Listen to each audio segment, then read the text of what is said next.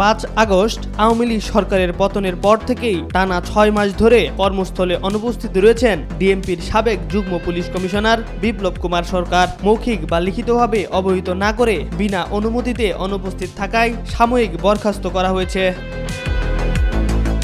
সোমবার স্বরাষ্ট্র মন্ত্রণালয়ের জননিরাপত্তা বিভাগ থেকে এক প্রজ্ঞাপনে এ তথ্য জানানো হয়েছে।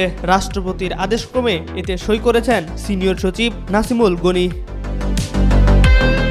প্রজ্ঞাপনে বলা হয়েছে, যেহেতু বিপ্লব কুমার সরকার বিপিএম বার সাবেক যুগ্ম পুলিশ কমিশনার অ্যাডমিন অ্যান্ড গোয়েন্দা দক্ষিণ ডিএমপি ঢাকা গত 6 আগস্ট 2024 তারিখ থেকে যথাযথ কর্তৃপক্ষকে মৌখিক বা লিখিতভাবে অবহিত না করে বিনা অনুমতিতে কর্মস্থলে অনুপস্থিত রয়েছে।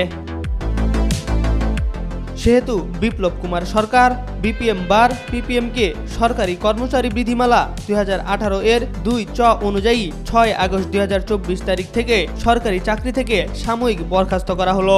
সাময়িক বরখাস্তকালীন তিনি বরিশাল রেঞ্জ ডিআইজির কার্যালয়ে সংযুক্ত থাকবেন এবং বিধি অনুযায়ী খোরপোশ ভাতা পাবেন বিপ্লব কুমার সরকার। জনস্বার্থে এ আদেশ জারি করা হলো বলে উল্লেখ করা হয়েছে বিজ্ঞপ্তিতে। এদিকে একই কারণ দেখিয়ে বরখাস্ত করা হয়েছে ডিএমপির ট্রাফিক দক্ষিণের যুগ্ম পুলিশ কমিশনার এস.এম. মেহেদী হাসানকেও। সাময়িক বরখাস্তকালীন এস.এম. মেহেদী হাসান সিলেট রেঞ্জ ডিআইজির কার্যালয়ে সংযুক্ত থাকবেন। তিনিও খোরপোশ ভাতা পাবেন।